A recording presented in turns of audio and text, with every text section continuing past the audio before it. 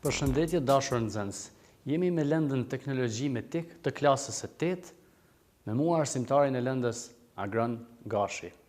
Njësia sot me mësimore është llogaritjet në programin Excel. Fillimisht kur kemi biseduar për programin e Excelit, kemi thënë që programi Excel krijon mundësi të ndryshme të llogaritjeve, të shtimeve tabelare, po ashtu të insertime ose programeve grafike. Atëherë, në këtë rast, kemi si temë llogaritjet në programin Excel.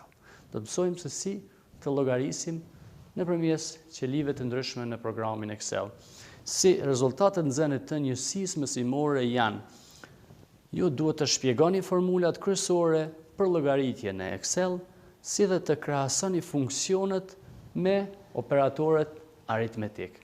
Atëherë, pa humbur kohë, po fillojmë me praktikimin e llogaritjeve në programin e Excelit. Atëherë, po fillojmë me llogaritjet në programin e Excelit. Ne kemi zgjedhur një tabelë të gatshme ku do vazhdojmë me mënyrat e ndryshme të llogaritjes në program. Ti shohim operatorët aritmetik si dhe funksionet e ndryshme në programin e Excelit. Atëherë fillojmë menjëherë me llogaritjet në program, të shohim si funksionojnë ato. Mbledhja e numrave, zbritja, shumëzimi, pjesëtimi, fuqizimi, pastaj funksionet vlera minimale, vlera maksimale, shuma totale, mesatarja, si dhe vlera e numrave sa janë në qeli.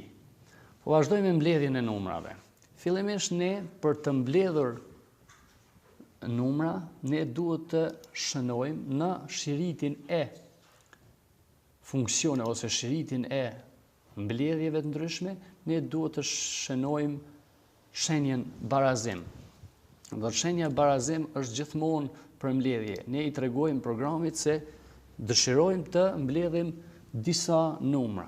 Dëshirojmë të mbledhim disa qeli, sepse programi Excel funksionon përmes qelive. Shembull, e mbledhim qelin B11 me qelin C11.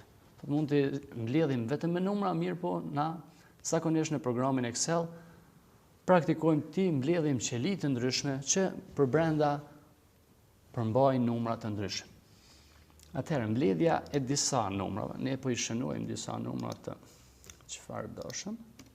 Pastaj kalojmë tek qelia B7, e shohim si fokusohemi në B7. Këtu shënojmë për formulën për t'i mbledhur këta tre numra.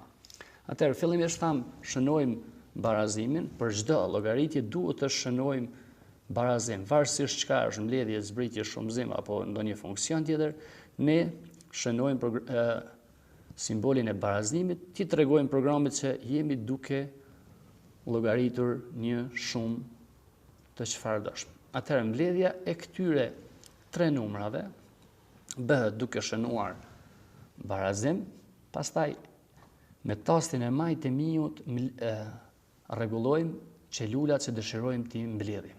Atëherë, në këtë rast është qeliza ose qelia B4, shtypim B4, shtypim shenjën plus, pastaj B5 plus B6. Shtypim Enter dhe na jep rezultatin e mbledhjes së këtyre tre numrave. Kalojmë te zbritja e numrave. I shënojmë.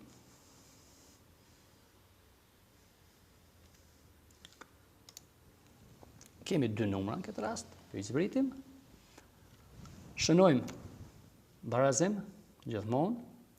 Zgjedhim C4, qelin C4, shenjen minus C5. Do të thotë duhet të zbresim numrat C4 minus C5. Shtypim Enter, na jep rezultatin cilin e kryen këtë funksion, do të thotë 5 minus 2, 3. Nëse i ndryshojmë këta numra, e shohim si ndryshon edhe poshtë rezultati. 5 minus 1, 4. 7 minus 1, automatikisht ndryshon rezultati poshtë. Të shumëzimi, sërish, mënyra e njëjtë, barazim do të thotë, po, shënojmë disa numra. 5, 2. Shohim dy numra se i kuptojmë më lehtë kështu. Shënojmë barazim. Qelia D4, shumëzimi shënohet me shenjen ylli dhe mund ta gjejmë në tasjer duke shtypur shift edhe numrin 8. Domethënë, kombinimin në tasjer shift 8 na jep shenjen e yllit, që është edhe shenja e shumëzimit tek operatorët aritmetik në Excel. Kemi zgjedhur D4 herë D5, enter, na jep rezultatin 10, do të thotë 5 herë 2, 10. Mënyra të njëjta shkojnë te pjesëtimi te fuqizimi, vetëm se dallon simboli. Në këtë rast te pjesëtimi po e shënojmë një numër 8, 4, shenja barazim, zgjedhim qelin në të cilën është vendosur numri 8, do të thotë është vendosur në E4. E shohim edhe tek shiriti formula ose na tregon cilën qeli jemi. E8, shenjën e thyesës, pjesëtimit. Do thonë E5, shtypim enter, do thotë 4, 8 pjesëtim për 4, 2. Kalojmë edhe te fuqizimi. Zgjedhim një numër, 2, 3, shenjën e barazimit, zgjedhim qelin që është vendosur numri 2, fuqizimi vendoset duke kombinuar tastet shift dhe 6.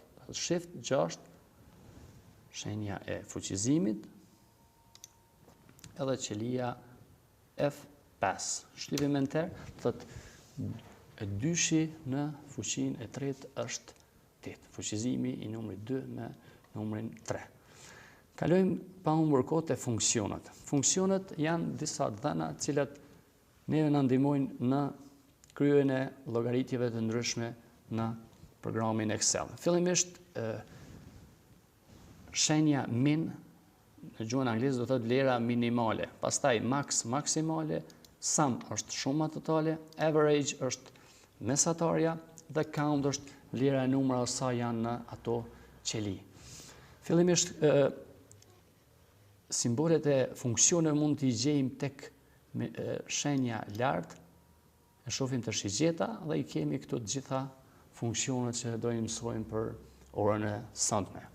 Atëherë, shënojmë disa numra.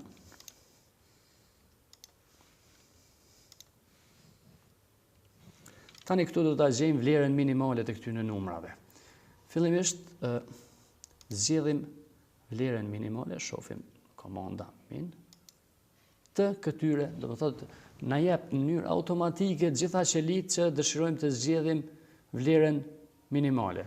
Shtypim enter, thotë vlera minimale e të gjitha këtyre është numri 2, sepse 2 është vlera më e vogël në të gjitha këto qeli. Po ashtu maksimalja gjendet në mënyrën e njëjtë, vetëm se ndryshon